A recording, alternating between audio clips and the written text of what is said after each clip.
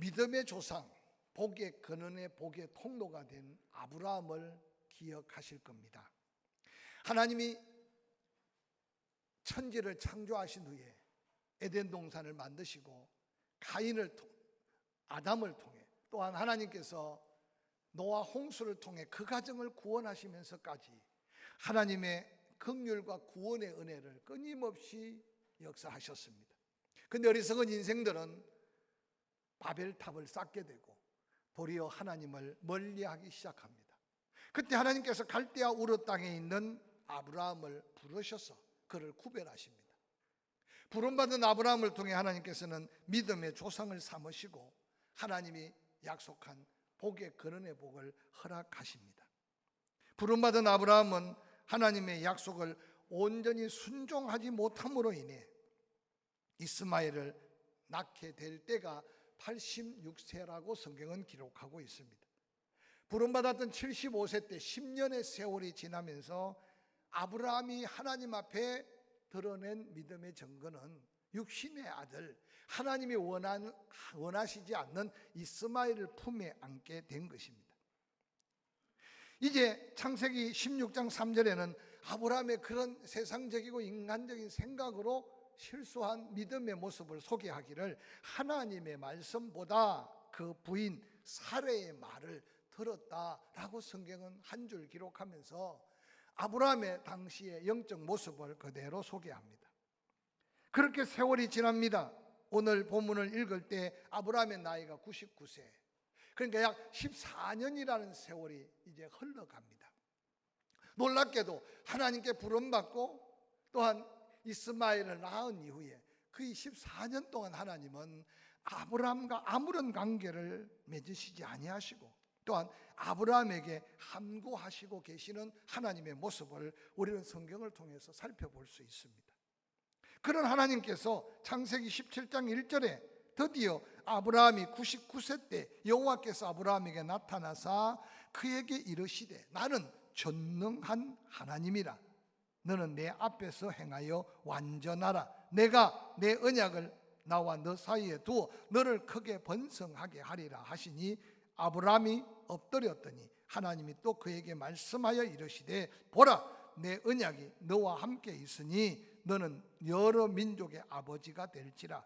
이제 후로는 내 이름을 아브라함이라 하지 아니하고 아브라함이라 하리니 이는 내가 너를 여러 민족의 아버지가 되게 함이라. 내가 너로 심히 번성하게 하리니 내가 내게서 민족들이 나게 하며 왕들이 내게로부터 나오리라 라고 말씀하십니다. 우리가 신앙생활 하면서 과거가 있기 때문에 현재가 있고 현재가 있기 때문에 미래에 대한 믿음 안에 기대와 소망을 갖는다는 사실을 기억하시기를 바랍니다. 오늘 하나님이 아브라함을 찾아온 이 시점은 지난 14년이라는 세월 동안 아브라함에게 하나님은 말씀하지 않으시고 역사하지 않으셨던 시절을 한번 돌이켜 보시기를 바랍니다. 이게 몇 년 만입니까? 아브라함이 기다렸다기보다도 하나님이 애타게 아브라함이 믿음의 조상 약속한 복의 근원의 복을 누릴 그때를 기다리신 하나님을 한번 살펴보는 기회가 되었으면 좋겠습니다. 아브라함을 만나자마자 하나님은 아브라함에게 요구한 게 너는 이제 내 앞에서 완전하게 행하라 라고 창세기 17장 1절 아브라함을 만나자마자 첫 번째 하나님이 아브라함에게 하신 말씀입니다. 여기 완전하게 행하라는 말은 윤리적이고 도덕적인 완전함이 아니라 하나님과의 관계 속에서의 완전함을 하나님은 아브라함에게 요구하고 있는 겁니다. 이전처럼 내 경험이나 내 생각이나 인간적인 판단대로 좌로우로 치우치고 그렇게 행하지 말고 이제부터라도 하나님의 약속을 믿고 그 약속을 이루어 가실 하나님을 의지하면서 하나님과 관계 속에 완전함을 이루며 살 것을 요청합니다. 그러면서 하나님은 아브라함에게 하나님 되심을 통해서 약속하기를 너를 크게 번성하게 하리라. 너는 여러 민족의 아버지가 될지라. 내게서 민족들이 나게 하며 왕들이 내게로부터 나오리라. 너와 내 후손의 하나님이 내가 하나님이 되리라. 얼마나 놀라운 하나님의 약속입니까? 하나님은 이러한 다시 새로운 사명을 아브라함에게 주시면서 아브라함이 그 사명에 걸맞는 이름을 바꾸어 주시는 장면이 창세기 17장 5절에 소개되고 있습니다. 이제후로는 내 이름을 아브라함이라 하지 아니하고 아브라함이라 하리니 이는 내가 여러 민족의 아버지가 되게 되었다라고 말씀하셨습니다. 이 아브라함이라는 이름은 한 가정의 아버지로서, 한 여인의 남편으로서 귀한 아버지, 높은 아버지라는 뜻입니다. 그 이름이 그렇게 나쁜 뜻은 아니지만 바로 그 이름은 한 가정에 머물러 있을 수밖에 없는 이름이었습니다. 근데 하나님께서 이제 아브라함을 다시 찾아 그의 처음 사명을 회복시키면서 말씀하기를 아브라함이 아니라 너는 이제 아브라함이 되어야 한다. 아브라함의 이름의 뜻은 많은 사람의 아버지, 열국의 아버지가 되게 될 것이라는 겁니다. 우리가 성경을 살펴보면 아브라함이 하나님께 부름받을 때 75세의 나이, 하늘의 별과 같고 바다의 모래를 헤아릴 수 있다면 너의 앞으로 후손들의 번성함을 네가 헤아릴 수 있을 것이라고 약속하셨습니다. 그런데 세월이 지나가도 하나님은 그 아브라함에게 하나님의 약속의 아들을 허락하지 않는 겁니다. 10년이라는 세월은 짧은 세월이 아닙니다. 사례가 생각할 때 자기는 이미 여인으로서 생산할 수 없는 죽은 몸인데 남편을 가만히 보니까 아직도 그 씨가 살아있는 것을 확인하고 여인으로서 감당하기 어려운 결단을 합니다. 자기 몸종 하갈을 남편의 품에 안기고 낳은 아들이 이스마엘입니다. 이스마엘을 낳은 후에 하나님은 지난 14년 동안 말씀하지 않으시다가 드디어 아브라함의 이름을 바꾸면서 새로운 사명을 덧입혀 줍니다. 뿐만 아니라 사레의 이름까지 바꿔주시는데 이어지는 창세기 17장 15절 16절은 이렇게 기록합니다. 하나님이 또 아브라함에게 이르시되 내 아내 사레는 이름을 사레라고 하지 말고 사라라고 하라. 내가 그에게 복을 주어 그가 내게 아들을 낳아주게 하며 내가 그에게 복을 주어 그를 여러 민족의 어머니가 되게 하리니 민족의 여러 왕이 그에게서 나오리라. 사레라는 이름의 단어적인 뜻은요, 나의 사랑스러운 공주라는 뜻입니다. 젊은이들이 아마 처음 연애를 하고 뭔가 고백할 때 무릎 꿇고 하는 고백이 이런 고백일 수 있을 것입니다. 당신은 나의 사랑스러운 공주입니다. 다른 말로 말하면 귀부인이라는 뜻이에요. 즉 이 사레라는 이름도 한 가정에서 여인으로서 가장 아름다운 이름이 사레입니다. 그런데 하나님께서 아브라함에게 사레라고 하지 말고 사라라고 해라. 바로 사라라는 이름의 뜻은 이제 한 개인의 어머니, 한 남편의 아내가 아니라 열국의 어머니가 된다. 즉 너를 통해 하나님이 보내주는 이삭, 그를 통해서 바로 믿음의 조상이 되게 될 것을 선포합니다. 하나님을 만난 아브라함, 그 당시에 아브라함의 영적인 모습을 놀랍게도 보여주는 성경 구절이 등장합니다. 이어지는 창세기 17장 17절 18절은 이렇게 기록합니다. 아브라함이 엎드려 웃으며 마음속으로 이르되 100세 된 사람이 어찌 자식을 낳을까? 사라는 99세니 어찌 출산하리요 하고 아브라함이 이에 하나님께 아뢰되 이스마엘이나 하나님 앞에 살기를 원하나이다 라고 고백합니다. 저는 말씀을 준비하면서 우여곡절 많은 부름 가운데 하나님의 은혜로 살았는데도 아브라함이 직접 하나님을 만나고 하나님이 그 이름까지, 그 아내의 이름까지 고쳐주면서 하나님의 약속의 말씀을 주셨음에도 불구하고 마음속으로 엎드려서 웃고 있는 아브라함의 그 모습을 한번 살펴보시기를 바랍니다. 창세기 17장을 펼쳐 읽어가다 보면 이제 그 하나님 앞에 아브라함이 말씀 앞에 순종하여 자신이 먼저 할례를 행하고 그리고 그 주변의 많은 사람들에게 할례를 행하면서 다시 말씀 붙들고 순종하는 아브라함의 모습을 성경은 보여주고 있습니다. 비록 믿음의 모습은 부족하고 믿음의 열매는 없지만 그 말씀 앞에 다시 순종하는 아브라함에게 이어지는 창세기 18장 1절은 이렇게 기록하고 있습니다. 여호와께서 마므레 상수리 나무들이 있는 곳에서 아브라함에게 나타나셨다. 이제 두 번째 하나님은 당신의 목적을 위해 아브라함을 만나 주신 거죠. 할례를 행하고 하나님 말씀 앞에 순종의 자세를 가진 아브라함에게 다시 나타나신 하나님, 그 하나님 앞에 이제 아브라함의 모습은 달라 보입니다. 그래서 이어지는 창세기 18장 2절부터 8절 말씀 속에 눈을 들어본 저 사람 셋이 맞은편에 있는지라 그가 그들을 보자 곧 장막문에서 달려나가 영접하여 몸을 땅에 굽히고 이르되 내 주여 내가 주께 은혜를 얻어사오면 원하건대 종을 떠나 지나가지 마시옵고 물을 조금 가져다가 당신들의 발을 씻기고 나무 아래 씻소서. 내가 떡을 조금 가져오리니 당신들의 마음을 상쾌하게 하신 후에 지나가소서. 당신들이 종에게 오셨나이다. 그들이 이르되 내 말대로 그리하라.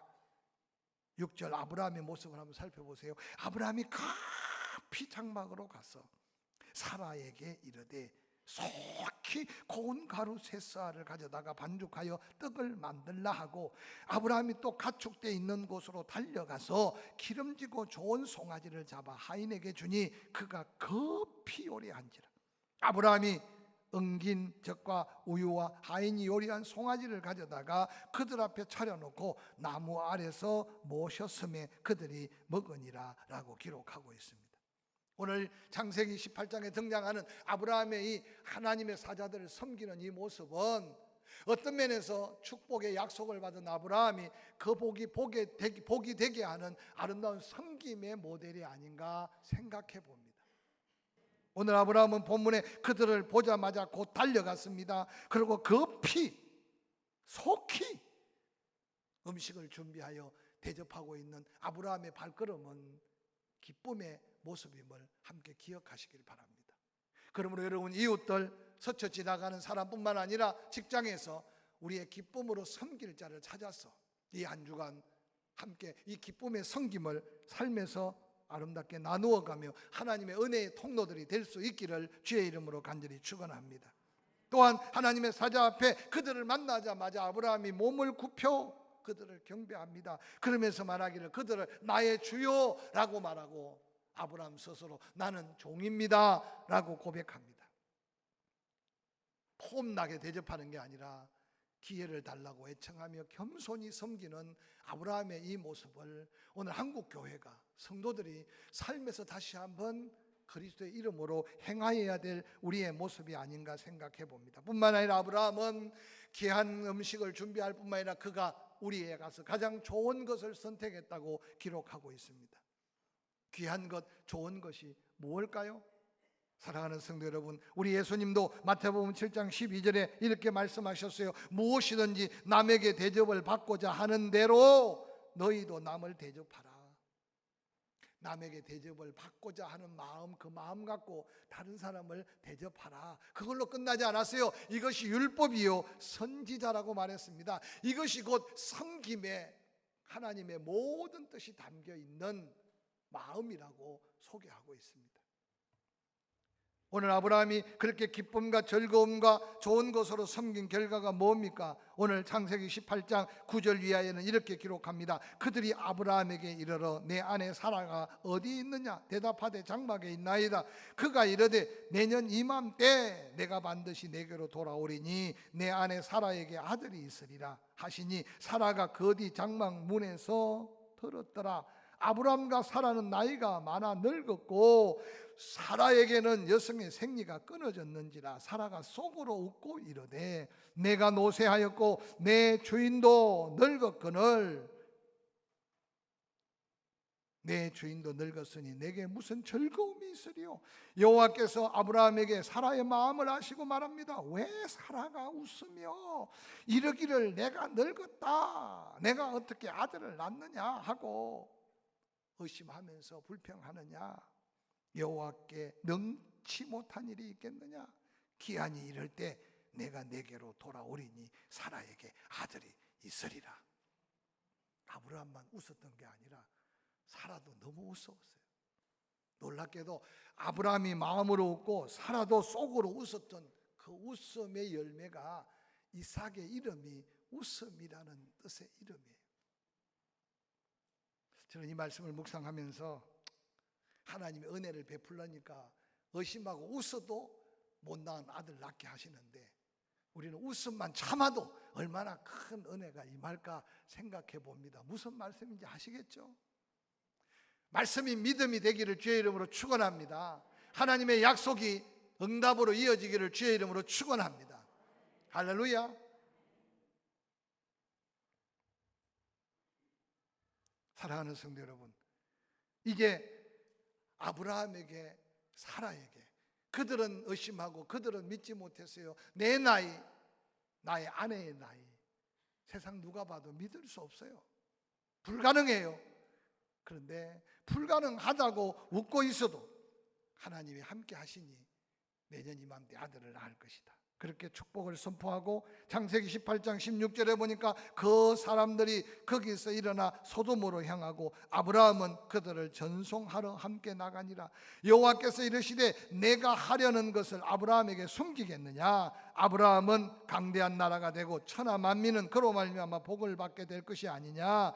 내가 그로 그 자식과 권속에게 명하여 여호와의 도를 지켜 의와 공도를 행하게 하려고 그를 택하였나니 이는 나 여호와가 아브라함에게 대하여 말한 일을 이루려 함이라. 그러면서 소돔과 고모라 땅의 심판을 하나님은 아브라함에게 말씀하셨어요. 저는 이 말씀을 묵상하다가 아니 가서 썰어버리면 될 텐데 왜 아브라함에게 그 말씀을 하셨을까? 말씀은 말씀에서 답이 있어요. 소돔과 고모라 땅 사람들 회개하지 않았어요. 롯도 하나님의 은혜 앞에 순종하기가 꺼려했어요. 근데 나중에 소돔과 고모라 땅에 유황불이 내리고 결론적이지만 천사들이 롯을 손에 붙들고 그 가정들을 건져내셨어요. 성경은 한 줄 그렇게 남겼어요. 여호와 하나님께서 소돔과 고모라 땅을 유황불로 엎으실 때에 아브라함을 생각하사 롯의 가정을 구원하셨다. 할렐루야.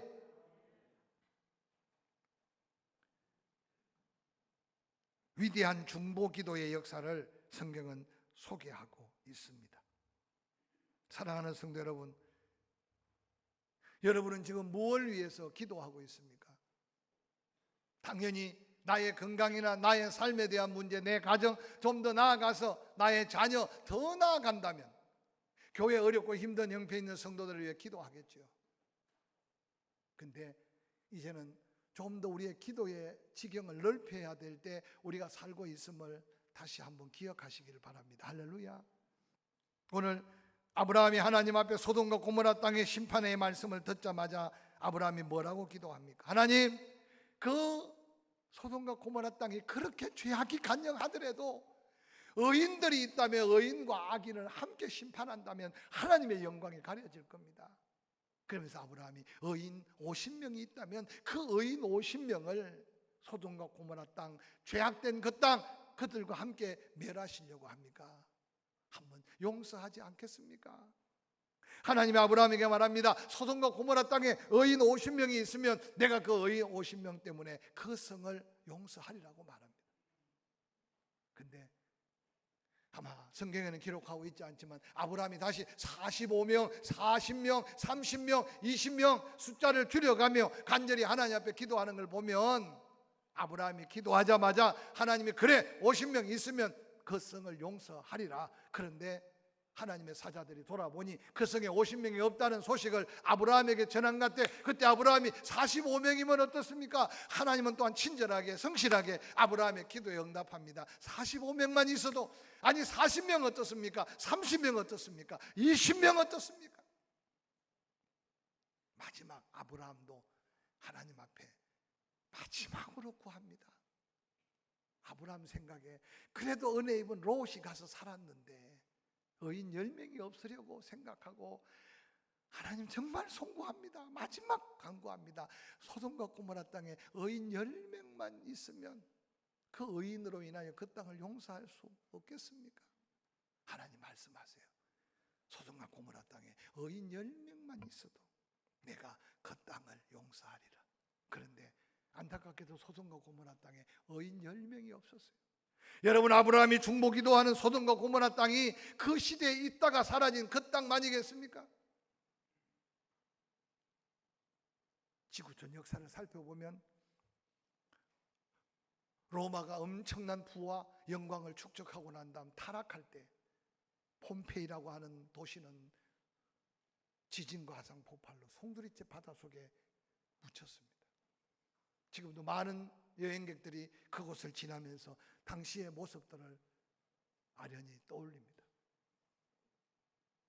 여러분, 성경이 예루살렘 성이 불타고 이스라엘 백성들이 포로로 잡혀가기 직전에 하나님은 에스겔 선지자를 통해 이렇게 소리쳐 외쳤습니다. 에스겔서 22장 30절 31절 말씀입니다. 이 땅을 위하여 성을 쌓으며 성 무너진 데를 막아서서 나로 하여금 멸하지 못하게 할 사람을 내가 그 가운데서 찾다가 찾지 못하였으므로 내가 내 분노를 그들 위에 쏟으며 내 진노의 불로 멸하며 그들의 행위대로 그들 머리 위에 보응하였느니라. 주 여호와의 말씀이니라 라고 선포합니다. 쉽게 말하면 예루살렘 성이 무너지기 직전에 그 무너진 데를 그래도 쌓아보려고 노력하고 그 무너진 데를 막아서서 하나님 한 번만, 하나님 이번만 하나님의 심판을 미루어 달라고 외치는 사람 한 사람을 찾다가 찾지 못해서 하나님은 그 성을 불바다로 만들 수밖에 없었던 하나님의 마음을 선지자를 통해 선포하고 있어요. 이번에 한국 성시아 예배의 중심으로 목회자들과 또 소문을 들은 성도들이 몰려와서 외친다고 국회의원들이 뭐 눈을 깜빡이라도 하겠습니까? 현 정부가 무엇이 옳고 그른지를 따져보겠습니까? 그럼에도 불구하고 좀 먼저 알고 깨닫는 사람들이 하나님 앞에 부르짖고 기도해야 될 사명으로 생각하고 갔어요. 그런데 아직도 뭐가 뭔지도 모르고 있는 성도들은 이해가 돼요. 그러나 영적 지도자들이 언제 소리를 내야 되고 언제 기도해야 되고 언제 마음을 찢어야 되고 언제 하나님 앞에 서야 될지 모른다면 이게 영적 암흑의 시대가 될 수 있는 위기가 아니겠습니까? 믿음의 지혜자들이 말씀을 남긴 잠언서 11장 11절은 그렇게 말합니다. 성읍은 정직한 자의 축복으로 인하여 진흥하고 악한 자의 입으로 말미암아 무너지느니라 라고 말합니다.